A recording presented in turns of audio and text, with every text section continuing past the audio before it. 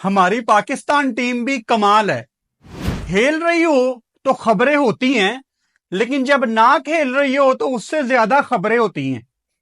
दो तीन major updates हैं पाकिस्तान क्रिकेट से रिलेटेड, जो कि बड़ा इंपॉर्टेंट है पाकिस्तान फैंस के लिए जानना, क्योंकि गोइंग फॉरवर्ड ये चीजें आपको होती नजर आएंगी। सबसे पहले आपको पता है पाकिस्तान के 22 प्लेयर्स को माइक हेसन ने अपने पास बुलाया था डिफरेंट ग्रुप्स में, उनको गोइंग फॉरवर्ड प्लान्स बताने के लिए।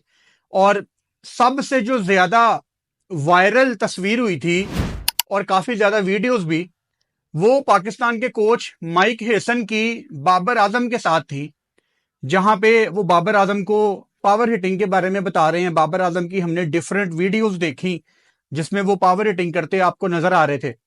तो फैंस ने ये एज्यूम कर लिया कि शायद बाबर आजम को पाकिस्तान टीम वापस T20 में खिलाना चाह रही है। आज 6 जून है, मैं आपको बिल्कुल क्लियर और कट ये बात बता रहा हूं कि माइक हेसन की तरफ से बिल्कुल क्लैरिटी मौजूद है कि वो बाबर आजम और मोहम्मद रिजवान को T20 वर्ल्ड कप में नहीं देख रहे। काफी फैंस का दिल टूटा होगा और हमारा भी टूटता है कहीं ना कहीं, क्योंकि पाकिस्तान का हम बात करते थे सबसे बड़ा बैटर, और T20 में वर्ल्ड कप में अगर उसको पाकिस्तान का कोच कंसीडर नहीं कर रहा तो ये अपनी की हुई गलतियां ही हैं, बाबर और रिजवान दोनों की। आज के दिन ही 6 जून पिछले साल पाकिस्तान यूएसए से हारी थी। अगर तो थोड़ी सी हिम्मत अभी भी बाकी है तो उस मैच की हाइलाइट्स निकाल के देख लेना। जब आपको नजर आएगा ना 23-24 बॉलों पे 7-8 स्कोर बाबर आजम का, तो आपको बड़ी तकलीफ होगी। मोहम्मद रिजवान, उसकी आप पता नहीं कितनी इनिंग्स निकाल के देख सकते हैं। तो रिजवान और बाबर पाकिस्तान की T20 टीम में नहीं कंसीडर किए जा रहे for the T20 world cup. लेकिन अगर तो इन दोनों को, स्पेशली बाबर को, अगर वनडे में अपना करियर लंबा करना है तो यहां भी बहुत ज्यादा गेम को अपग्रेड करने की जरूरत है। यहां भी पावर हिटिंग चाहिए, क्योंकि आपने अपनी शॉट्स की रेंज को बढ़ाना है। तो वो तस्वीरें आपको इस मायने में नजर आ रही थी कि यार आपको अपनी पावर हिटिंग में काम करना है। ये 100% मैं आपको बता रहा हूं कि पाकिस्तान नहीं कंसीडर करेगा, माइक हेसन नहीं कंसीडर करेंगे। वो कन्वे कर चुके हैं कि बाबर रिजवान मेरी प्लानिंग में नहीं है for the T20 world cup. एक और इंपॉर्टेंट बात, मेरी जितनी भी थोड़ी सी समझ है पाकिस्तान क्रिकेट को लेके, जितना मेरा थोड़ा सा तजर्बा है पाकिस्तान क्रिकेट के मामला को क्लोजली देख के, एक सूरत हाल निकल सकती है कि बाबर आजम रिजवान, या रिजवान तो चलो बहुत ही मुश्किल लग रहा है, बाबर क्योंकि उससे बहुत बड़ा नाम है। एक सूरत हाल यह निकलती है कि पाकिस्तान ने जो आगे T20 क्रिकेट खेलनी है, बांग्लादेश जाना है, वेस्ट इंडीज के खिलाफ फ्लोरिडा में T20 सीरीज खेलनी है, अफगानिस्तान ने हमारे घर आना है, पाकिस्तान ने साउथ अफ्रीका श्रीलंका से खेलना है, एशिया का पता नहीं होता है कि नहीं। या तो पाकिस्तान की बहुत ही एक खौफनाक क्रिकेट सीरीज आए कि पाकिस्तान बहुत ही बुरी तरह हार रहा है, जैसे न्यूजीलैंड में आ रहा था ना बच्चों के साथ, उसी तरह के सीरीज रिजल्ट आ रहे हैं, तो फिर दबेगा पैनिक बटन। और जब पाकिस्तान क्रिकेट का पैनिक बटन दबता है तो फैसले रिवर्स गेयर लगा लेते हैं। ये एक सूरत हाल बनती है, लेकिन ऐसा लग नहीं रहा कि होगा, क्योंकि पाकिस्तान के यंगस्टर्स ने जो कॉन्फिडेंस आपको दिखाया, पहले न्यूजीलैंड में अपनी झलक दिखाई, PSL में लोगों ने कहा कि ये PSL जो गई है गहने, फिर बांग्लादेश के खिलाफ लोगों ने ताने दिए, हमारे ही लोगों ने, कि बांग्लादेश एक कमजोर हरीफ है। तो ये लड़के माशाल्लाह एक एक करके अपना बॉक्स टिक करते जा रहे हैं। मेरा बाबर आजम के फैंस से सवाल है, मैंने काफी कमेंट देखे थे बांग्लादेश सीरीज के बाद कि लोगों ने लिखा हुआ था कि यार मैं भी बाबर आजम का फैन हूं, लेकिन मुझे भी बाबर T20 टीम में नहीं चाहिए, बिकॉज लोग पाकिस्तान टीम को जीतता देखना चाहते हैं। अल्टीमेटली लोग ये चाहते हैं। हाउसफुल स्टेडियम भाई, पहले दूसरे मैच में भी तकरीबन 70-80%, बहुत बड़ा नंबर है ये कदाफी स्टेडियम के लिहाज से। 28-29-30 हजार बंदा आ रहा था ऑन एवरेज। तो मैं बाबर आजम के फैंस से ये सवाल करता हूं कि कहां पे बाबर को बैटिंग कराओगे, किसकी जगह? आपकी जो प्लेइंग 11 आपको भी नजर आई थी, उसमें जो एक आधा नंबर ऊपर नीचे होना है ना, I don't see Shadab Khan in top order. मुझे नहीं लगता शादाब खान इस नंबर पे गोइंग फॉरवर्ड आगे बैटिंग करेंगे पाकिस्तान से। वो लेग स्पिनर है, लेग स्पिनर ही बन के रहे। किसी दिन छक्के लग गए 100 बिस्मिल्लाह, लेकिन एज ए बैटर वो हमें नहीं चाहिए, क्योंकि वो किसी की जगह खा जाता है। अब वो टोटल एक डिफरेंट टॉपिक है। तो जगह नहीं बनती, और 15 में क्या आप उसको बेंच पे बिठाएंगे? मतलब बहुत ही एक खौफनाक पाकिस्तान की क्रिकेट सीरीज हो कमिंग अप, फिर जाके समझ आती है। तो लेट्स सी, ये इंपॉर्टेंट अपडेट है 6 जून की कि माइक हैसन नहीं कंसीडर कर रहे T20 में बाबर रिजवान को। मतलब ये बांग्लादेश की जो आपकी सीरीज है उसमें ये दोनों नहीं जाएंगे। दूसरी इंपॉर्टेंट अपडेट कि पाकिस्तान क्रिकेट बोर्ड जल्द अपने सेंट्रल कॉन्ट्रैक्ट अनाउंस करने वाला है। वैसे तो क्रिकेट फैंस को पता होता है कि सेंट्रल कॉन्ट्रैक्ट क्या है, लेकिन हमारे कुछ भाइयों को नहीं पता होता, तो मैं उनके लिए बता रहा हूं कि क्रिकेट बोर्ड कुछ प्लेयर्स को, 20-25 प्लेयर्स को महाना तनख्वाह देता है और उनसे कॉन्ट्रैक्ट साइन कराता है कि आप हमारे कॉन्ट्रैक्ट के प्लेयर हैं, आपको कोई भी लीग खेलने के लिए हमारी परमिशन चाहिए, आप हमारे रूल्स एंड रेगुलेशंस फॉलो करेंगे, वगैरह वगैरह। एक पूरा एक थद्दा होता है, थद्दा जो भी कह लें आप। काफी ज्यादा कागज होते हैं जिसको पढ़ के आपको पढ़ के ही साइन करना चाहिए, लेकिन हमारे वैसे साइन कर देते हैं। उसमें काफी क्लॉज लिखे होते हैं। तो महाना सैलरी मिलती है प्लेयर्स को, वो रिन्यू होना है। और डेफिनेटली कुछ प्लेयर्स आपको ड्रॉप होते भी नजर आएंगे और कुछ प्लेयर्स की कैटेगरी भी चेंज होती नजर आएगी, जिसमें सबसे बड़ा इस टाइम सवालिया निशान यही है कि सलमान अली आगा, जो कि पाकिस्तान टीम के अब कप्तान बन गए हैं T20 के, वनडे में भी प्रोबेबली नजर आए। कल मैंने उनकी टेस्ट की कप्तानी के ऊपर वीडियो की थी, वो नहीं देखी तो वो भी जाके देखो। कल वाली वीडियो मौजूद है हमारे यूट्यूब चैनल पे। सलमान अली आगा तो 100% ए कैटेगरी में आ रहे हैं, और उनके साथ ए कैटेगरी में कौन रहेगा? क्या बाबर आजम रहेंगे? मुझे लगता है हां। क्या बाबर आजम को ए कैटेगरी में रहना चाहिए? बिल्कुल रहना चाहिए। अगर बाबर की फॉर्म नहीं है, अगर पाकिस्तान उसको T20 में कंसीडर नहीं कर रहा, तो इसका मतलब ये बिल्कुल नहीं है कि आप उसको ए कैटेगरी से निकाल देंगे। वो अभी भी पाकिस्तान का बहुत बड़ा नाम है और हमने उसके अंदर से अभी बहुत कुछ निकालना है। बाबर आजम, आपसे 2027 के वर्ल्ड कप में रन्स चाहिए। बाबर आजम, जो उससे अगली चैंपियंस ट्रॉफी है उसमें रन्स चाहिए। तो वनडे क्रिकेट में इंशाल्लाह बाबर आजम ने पाकिस्तान को बहुत ज्यादा सर्व करना है।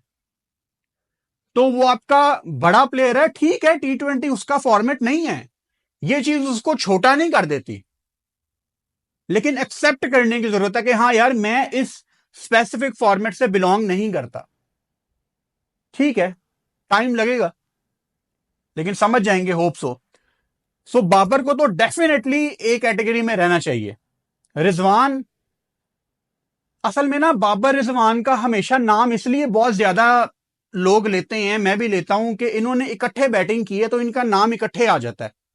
लेकिन असल में ना इन दोनों की क्रिकेट को अगर आप तोड़ के देखें, डिफरेंट करके देखें, अलहदा करके देखें, separate is the right word, separate करके देखें, तो इन दोनों की क्रिकेट में जमीन आसमान का फर्क है। बाबर आजम रिजवान से कई गुना बेहतर, 1000 गुना बेहतर परफॉर्मर, 1000 गुना बेहतर बैटर है। लेकिन जब ये इकट्ठे बैटिंग करने आते थे ना, तो ये एक जैसे दिखते थे, दोनों टाइम लेते थे, इनकी गलतियां एक जैसी दिखती थी। लेकिन कितने साल मैंने इस एक टॉपिक पे बोल बोल के अपने गले खराब किए, आपको पता है, वो सारी बातें हम रिपीट नहीं करेंगे। रिजवान भी डिबेट की जा सकती है कि उसको ए कैटेगरी में आपने रखना है कि नहीं, शायद इस साल उसको भी ये ए कैटेगरी में रख लें। नसीम शाह मुझे डेफिनेटली अपनी कैटेगरी ड्रॉप करते नजर आ रहे हैं। जब सेंट्रल कॉन्ट्रैक्ट आएगा तो डिटेल में उसमें बात करेंगे। तो सेंट्रल कॉन्ट्रैक्ट आपका आने वाला है। तीसरी इंपॉर्टेंट अपडेट, आपको पीएसएल के दौरान ही 10-15 दिन गुजर गए हैं, शायद 20 दिन गुजर गए हैं, मुझे एग्जैक्टली याद नहीं है, लेकिन कोई 2 हफ्ते तो गुजर चुके हैं। 2 हफ्ते पहले मैंने आपको एक खबर दी थी और लिटरली वो खबर सिर्फ आपको मैंने दी थी।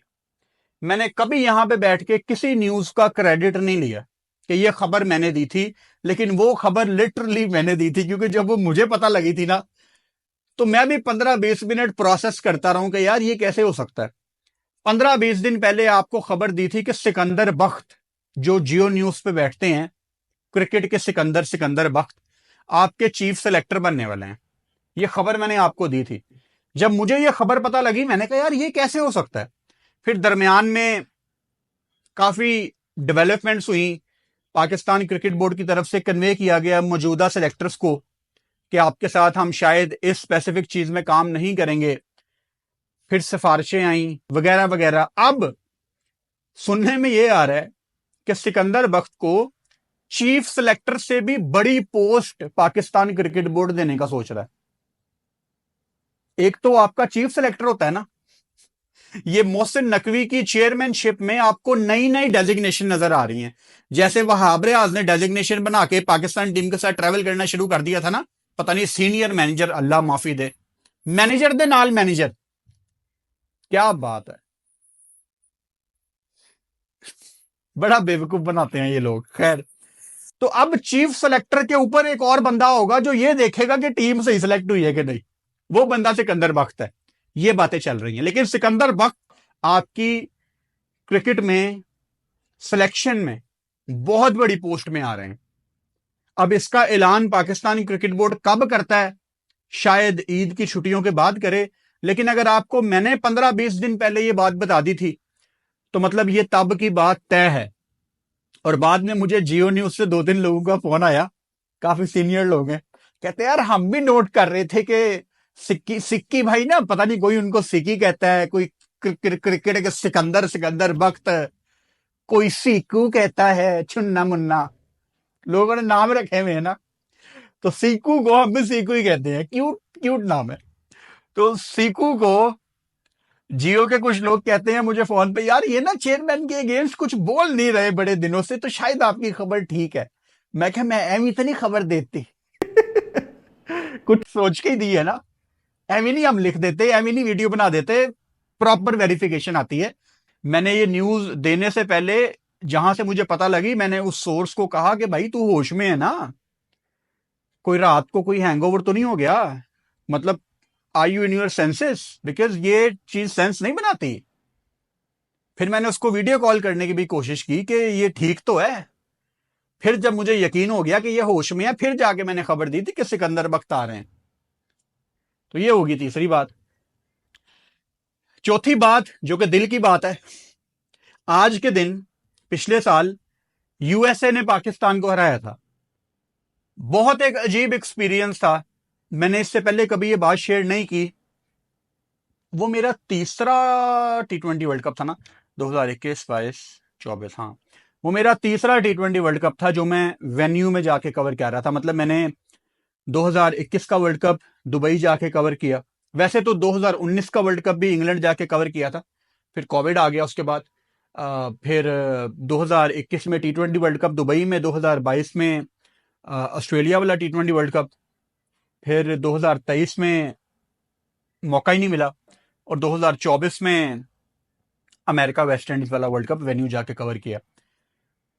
सो पाकिस्तान यूएसए का मैच था डेलस में, टेक्सास में, और हम सारे ऑब्वियसली प्रेफर करते हैं न्यूयॉर्क जाना। एक तो जिंदगी में पहली दफा अमेरिका जाना था, इस चीज की एक्साइटमेंट भी थी, और my name is Khan movie भी याद आ रही थी कि बड़ी सख्त इमिग्रेशन होती है देसियों की अमेरिका में, वो भी चीजें चल रही थी। तो होता क्या है कि जब आपने यूएस जाना होता है ना, तो उसकी जो इमिग्रेशन है वो कुछ दुनिया में एयरपोर्ट्स ऐसे हैं, शायद 4 एयरपोर्ट्स हैं दुनिया में, एक शायद आयरलैंड में है, एक अबू धाबी में है, 2-3 और हैं। आपकी अमेरिका जाने से पहले ही इमिग्रेशन हो जाती है उन स्पेसिफिक 3-4 टर्मिनल्स में। तो जब आप अमेरिका लैंड होते हैं तो आप डोमेस्टिक टर्मिनल में लैंड होते हैं, कोई आपसे पूछताछ नहीं करता, जो होता है वो अमेरिका जाने से पहले ही हो जाता है। And this is the relief, because 14-15 घंटे की फ्लाइट में आपको टेंशन होती है यार, पता नहीं क्या पूछ लें क्या ना पूछ लें। तो एक डर होता है ना हम देशियों के अंदर बचपन से। हालांकि इंग्लैंड ऑस्ट्रेलिया वगैरह गया हूं मैं, लेकिन अमेरिका अमेरिका है। हम तो यहाँ ये कहते हैं ना कि जो करा रहा है अमेरिका करा रहा है। किसी आम बंदे को जो 2 दिन से कहीं पे बैठ के भीख मांग रहा हो, हम कहते हैं अमेरिका का एजेंट है। तो हमारे तो ये कॉन्सेप्ट है ना यहाँ पे, अमेरिका अमेरिका जो करा रहा है अमेरिका करवा रहा है। तो मुझे जो सबसे सस्ती टिकट मिल रही थी वो कतर एयरवेज की मिल रही थी, और कतर एयरवेज की इमिग्रेशन मेरी यूएस में जाके ही होनी थी। मैंने कहा नहीं जी, मैंने अबू धाबी में ही अपनी इमिग्रेशन करवानी है, ताकि वो डर निकले और मैं रिलैक्स होकर 14-15 घंटे की फ्लाइट लूं। तो मैंने इत्तेहाद एयरवेज की टिकट ले ली। वो मुझे पता लगा कि उनका नया टर्मिनल अभी ओपन हुआ है अबू धाबी। जितने लोग गए हैं उनको डेफिनेटली पता होगा, जिनको नहीं पता उनके लिए बता रहा हूं कि अबू धाबी का नया एयरपोर्ट बना है। तो नए एयरपोर्ट पे अभी हफ्ता 10 दिन नहीं हुए थे, और अभी अमेरिकन एम्बेसी ने, यूएस वालों ने अपने इमिग्रेशन वाले प्रोसेस शुरू नहीं किए थे। तो महंगी टिकट भी ले ली मैंने, और पता लगा कि मेरी इमिग्रेशन अब यूएस में जाके होनी है। चलो जी, टेंशन शुरू। 14-15 घंटे की फ्लाइट, और मेरे डर बिल्कुल ठीक थे। हालांकि मैंने इतना ट्रैवल किया, मैं ऑस्ट्रेलिया गया हूं, मैं कुछ 4-5 दफा इंग्लैंड चला गया हूं, लेकिन जो मेरी अमेरिका की इमिग्रेशन थी, it was quite an experience. कोई 2.5-3 घंटे उन्होंने पूछा, वेरिफिकेशंस की, बहुत सख्त इमिग्रेशन थी। And this is the only reason मैं जिंदगी में कभी अमेरिका जाना नहीं चाहता। अनलेस के कोई बहुत इंपॉर्टेंट काम आ जाए, कोई वर्ल्ड कप आ जाए, तो ठीक है, सोचा जा सकता है, लेकिन मैं अमेरिका नहीं जाना चाहता भाई। इतनी सख्त इमिग्रेशन, ऐसे लग रहा था जैसे मैंने कुछ किया हुआ है। मुझे डर लग रहा था मेरे बैग से कोई चीज ना निकल आए, मतलब बहुत सख्त एक्सपीरियंस था। तो मैंने, जिस दिन मैं लैंड करना था उसके दूसरे दिन पाकिस्तान यूएस का मैच था डेलस में, जो कि एक लंबी फ्लाइट थी। मतलब न्यूयॉर्क से, मुझे एग्जैक्ट याद नहीं है, शायद 4-5 घंटे की फ्लाइट थी, लेकिन लंबी फ्लाइट थी डेलस की, जहां पाकिस्तान यूएसए का मैच था। और न्यूयॉर्क में, जैसा कि आप जानते हैं, इंडिया पाकिस्तान का मैच था, और मैं जिंदगी में पहली दफा जा रहा था। तो मैंने कुछ ऐसा प्लान किया था कि मैं डेलस नहीं जाऊंगा, क्योंकि यूएसए ने तो पाकिस्तान को ऐसे हराना है। उल्टा बोल दिया मैंने, क्योंकि पाकिस्तान ने तो यूएसए को ऐसे हराना है, हम तो ये सोच रहे थे ना। तो मैंने प्लान किया था यार, जिंदगी में पहली दफा न्यूयॉर्क जा रहा हूं, नया ग्राउंड बन रहा है, इंडिया पाकिस्तान के मैच में वैसे भी 3-3.5-4 दिन है, तो सीधा न्यूयॉर्क जाऊंगा।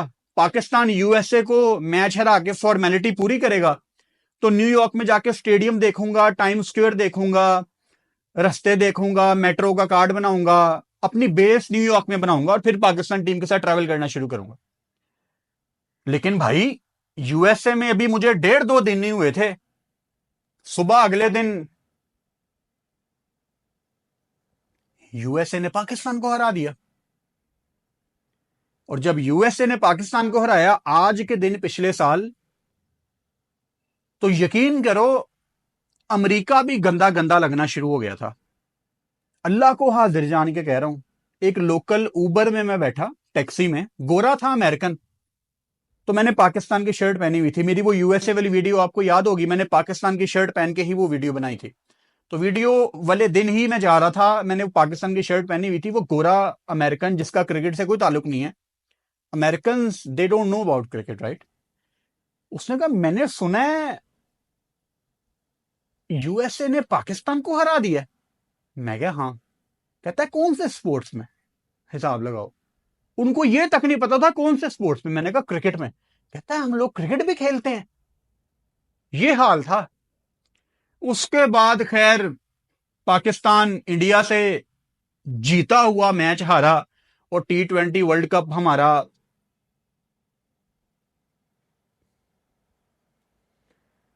बड़ी तकलीफ थी उस चीज की। उसके बाद हम फ्लोरिडा गए,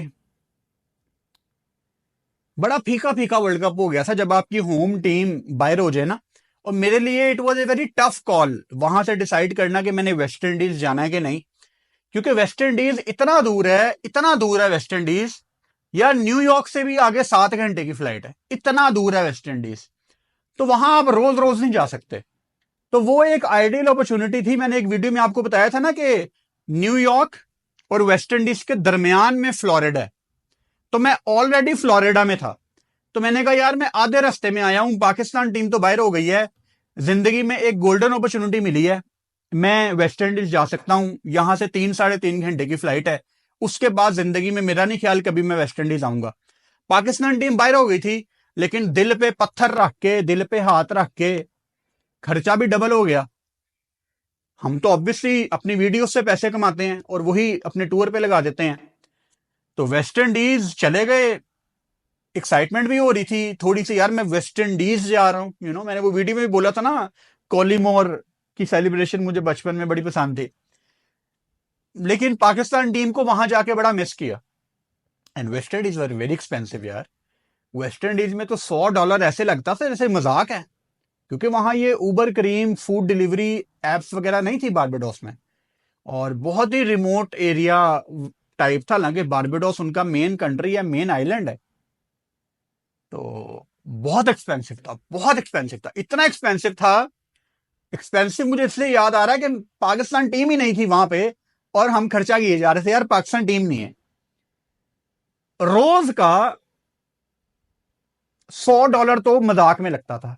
अब मेरे 2-3 दोस्त वहां पे मेरे साथ थे, अली भाई साथ थे, रिजवान हैदर साथ थे। तो दे वुड अंडरस्टैंड कि $100 तो मजाक में लगता था एक बंदे का। तो वेस्ट इंडीज में जो मैं 8-9 दिनों के लिए गया था, फिर वहां पे वो तूफान आ गया, इंडियन टीम भी फंस गई, साउथ अफ्रीकन टीम निकल गई थी पहले, हम भी फंस गए थे। वो 8-9 दिन का टूर हो गया 15-16 दिन का टूर। तो वो 15-16 दिन के टूर में प्रॉबेबली कोई 10-11 लाख ऊपर लग गया। और पूरा T20 वर्ल्ड कप वो कॉस्ट किया था तकरीबन कोई 24-24.5 लाख का। It was quite an expensive world cup. West Indies बहुत दूर है। अब ये वेस्ट इंडीज का मैं इतना क्यों जिक्र कर रहा हूं? पाकिस्तान टीम जा रही है वेस्ट इंडीज, और मुझे एक छोटा सा काम है इंग्लैंड में, और हो सकता है कि मैं जुलाई की उन्हीं डेट्स में लंदन होऊंगा। एंड लकीली पाकिस्तान टीम के 3 वनडे मैच वेस्ट इंडीज के जिस आइलैंड में हैं वो है port of Spain, Trinidad, Brian Lara का सिटी। उसके लिए पाकिस्तानी पासपोर्ट पे हमें कोई वीजा ही नहीं चाहिए। तो मैं सोच रहा हूं कि मेरा लंदन जाने का प्लान तो है, और सोने पे सुहागा, लंदन से डायरेक्ट फ्लाइट भी जाती है ट्रिनिडेड, 9 घंटे की फ्लाइट है, एड्डा दूर है। तो पाकिस्तान टीम वेस्ट इंडीज जा रही है। हो सकता है कि मैं लंदन से एक हफ्ते के लिए वेस्ट इंडीज चला जाऊं पाकिस्तान की वनडे सीरीज देखने। अब जो तीनों वनडे मैच है ना, वो पाकिस्तान टाइम के मुताबिक शाम को 7 बजे शुरू होने हैं, रात को 7 बजे। जिसका मतलब है कि वनडे मैच खत्म होंगे लेट से 1:30-2-2:30 बजे रात को। तो लोग तो सोए होंगे, तो फिर मैं किसके लिए जाऊं? क्योंकि मैं तो आप लोगों को अपडेट्स देने के लिए ही वेस्ट इंडीज जाऊंगा। तो बताना मुझे कमेंट बॉक्स में, अगर आप लोगों ने पाकिस्तान वेस्ट इंडीज की सीरीज रात को जाग के देखनी है तो फिर ही मैं वेस्ट इंडीज जाऊंगा। वरना शायद मैं लंदन से सीधा वापस पाकिस्तान आ जाऊं, क्योंकि लंदन तो मैंने जाना ही जाना है। तो लंदन से डायरेक्ट वेस्ट इंडीज भी जा सकता हूं। अगर तो आप लोग एक्टिव हुए, जागरे हुए, लेट नाइट है, तो चला जाऊंगा आप लोगों को वहां से लाइव तस्वीरें, वीडियोस, पाकिस्तान की प्रैक्टिस वगैरह वगैरह शेयर करता रहूंगा। लेकिन अगर आपने सोना है तो फिर तो मैं नहीं जाऊंगा, क्योंकि महंगा बहुत पड़ना है। तो सोच समझ के मुझे कमेंट बॉक्स में बताना। बाकी कल इंशाल्लाह पाकिस्तान में ईद है, हज भी हो गया कल। जिन लोगों की फैमिलीज ने हज किया, अल्लाह पाक आप सब का हज कबूल फरमाए, और हम सब को आने वाले सालों में हज की सादत नसीब फरमाए, आमीन। जिन लोगों ने आज ईद मनाई है गल्फ कंट्रीज में और भी दुनिया में जहां जहां, आप सबको ईद मुबारक। वीडियो पसंद आए चैनल को सब्सक्राइब कर सकते हो, और बेल आइकन लाजमी दबाओ ताकि आने वाली वीडियोस का नोटिफिकेशन आपको मिल सके। Good night.